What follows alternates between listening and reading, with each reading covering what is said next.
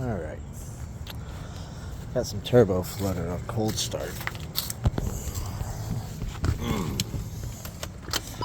It's only 64 degrees, so it's not really cold.